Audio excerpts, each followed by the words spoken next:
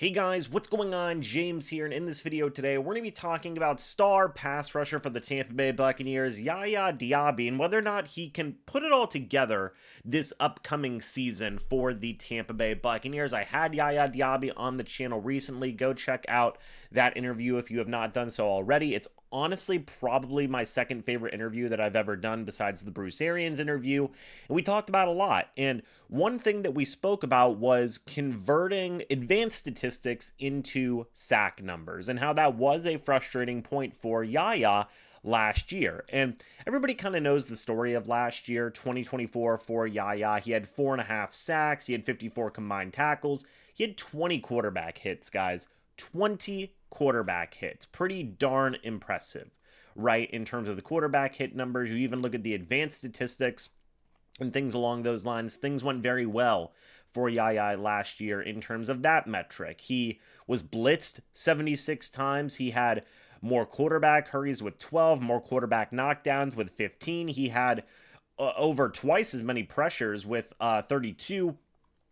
All in all, last year, in terms of advanced statistics and metrics and whatnot, it was a very, very good year for Diaby, all things considered. However, the big number right here, sack numbers, right? He went from 7.5 in 2023 to 4.5 in 2024. And guys, that was starting 10 less games. In 2023, he did play in all 17 games, but he only technically started 7.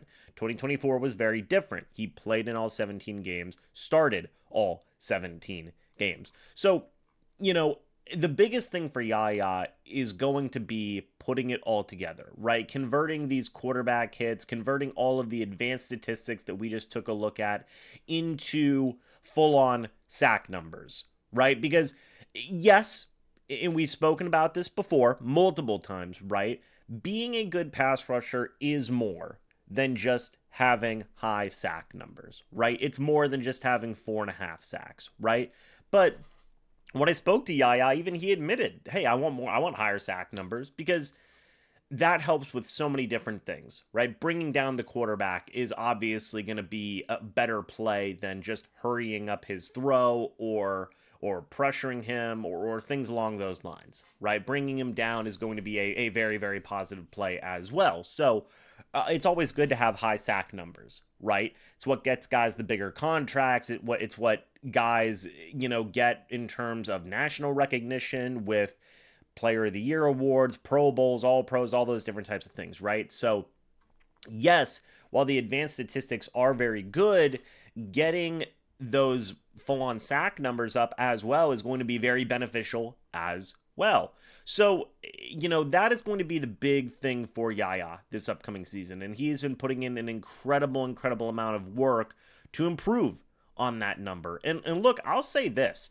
If YaYa does go out there and have a very similar sack number to his 2023 season, which is at 7.5, let's say he gets 7.5 or more, this is going to be a pretty darn good Buccaneers pass rush. I really do believe that, because you take a look back at that 2024 pass rush, and again, the numbers were there in terms of team numbers, let's say, right? Let's take a look at this.